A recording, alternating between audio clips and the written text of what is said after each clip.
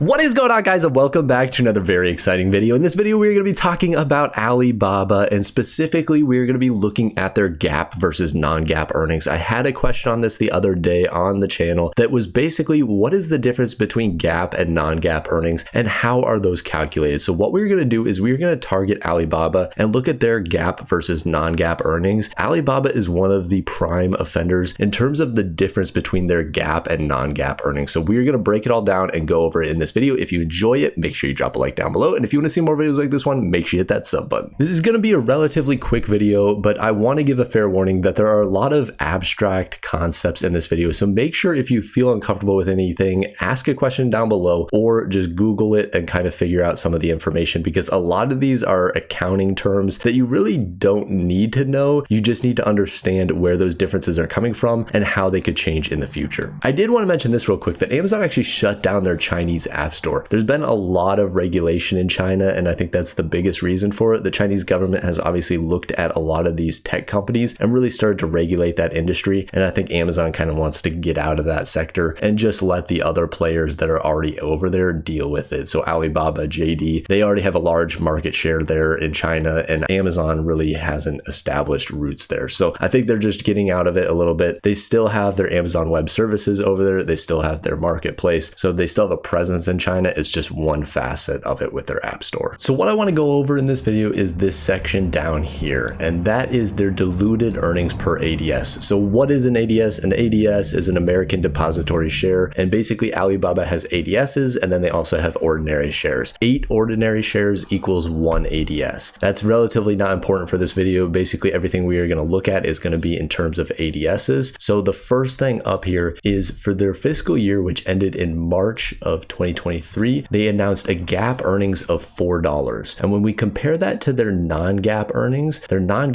came in at $7.94. So what we're going to go over in this video is we're going to go over what is creating that $3.94 difference between these two numbers. Before we go any further, I want to explain what GAAP is, because I don't think a lot of people know what GAAP stands for, and it actually stands for Generally Accepted Accounting Principles. So these are commonly followed accounting standards that apply across a financial report. So basically, when accountants are looking at their finances for the companies that they work at, they want to be using similar principles across different companies, so that when investors are looking at those companies, that they are very comparable numbers. They are not pulling numbers, out of just nowhere. They are very comparable between companies, and that is ultimately what this standard is trying to do. So non-GAAP earnings also tend to be very comparable, because oftentimes they will remove the similar kind of things, which is, stock-based compensation, goodwill, intangible assets, things like that, they will remove to come up with their non-GAAP earnings. And Alibaba actually has a really good breakdown within their earnings report. Most companies do this and will break down exactly how their GAAP versus non-GAAP earnings are coming in. And we can see first up here in bold is their net income. So their net income came in at $9.548 billion.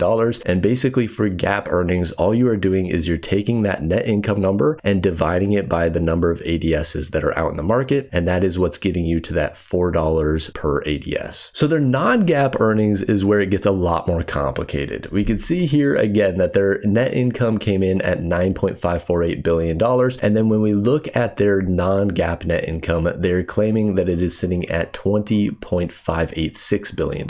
So as I mentioned earlier, Alibaba has a similar breakdown as a lot of companies for their non-GAAP earnings. So what they have broken out is they have their share-based compensation, they have amortization and impairment of intangible assets, they have impairment of goodwill and investments, and then they have losses and gains on deemed disposals, revaluation of investments, equities, and then they also have tax effects. You'll notice that tax effects is a negative number, and that's because no matter what, you're going to be paying taxes. So they do not remove this number or add it back into the net income. They still count it as a loss. So what you can see is really there are two main factors affecting their non-GAAP earnings. The first being share-based compensation, which came in at $4.489 billion, and the second being impairment of goodwill and investments, which came in at $3.546 billion.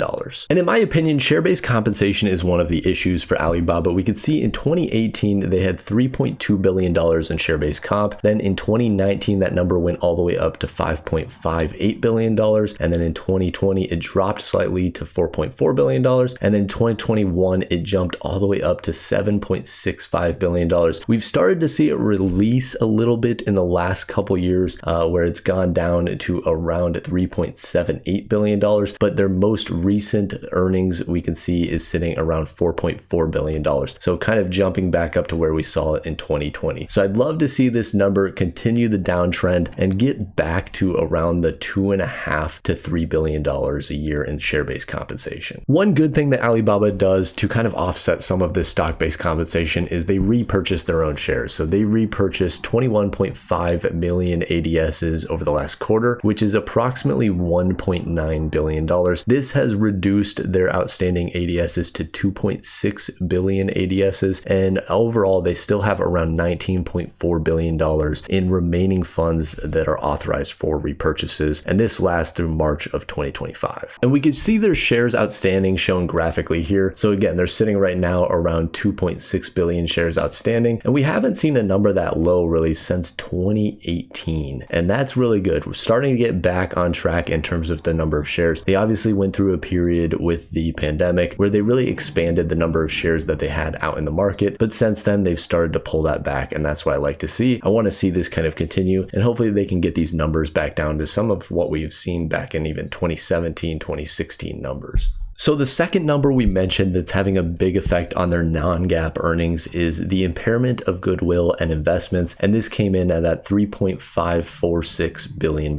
So these are a little bit more difficult to explain, but we'll start off by reading what Alibaba has in their report. So amortization and impairment of intangible assets came in for the fiscal year of 2023 at $1.967 billion.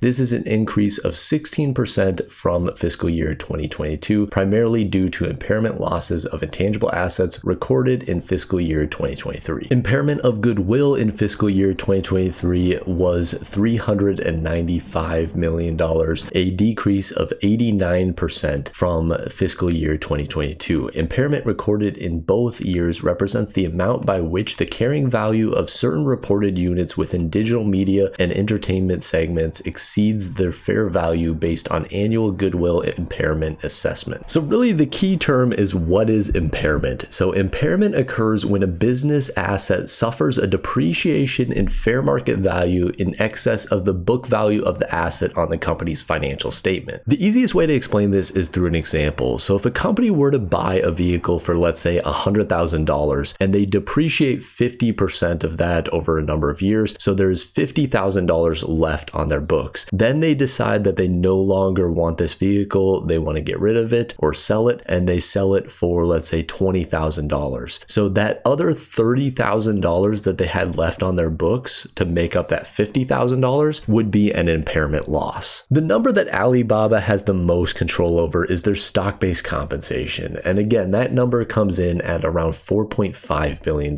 So if we can cut that down to around what we saw a few years ago of around $2 to $2.5 billion, all of that additional income will go straight to their net income and help their GAAP earnings to look a little bit better. Stock-based compensation is one thing that is important for investors to keep track of, because if it increases in a significant way, like we've seen from Alibaba, that can have dramatic effects on the share price due to the dilution that's being experienced, as well as the amount of net income that is being lost due to that stock-based compensation. So with all of that said, I personally am not an accountant, I am not a CPA, so make sure if you want to get a lot more in depth on these topics that you are consulting someone who is an expert, potentially a CPA or an accountant. They are going to have a lot better understanding of these terms and what they ultimately mean for the business. So keep in mind, do not buy a company just because some random guy on YouTube talked about it. Make sure you are doing your own research and finding companies that meet your risk tolerance as well as your time horizon. So with all of that said, if you enjoyed the video, make sure you drop a like down below. And if you want to see more videos like this one, make sure you hit that sub button. And as always, guys, have a wonderful rest of your day.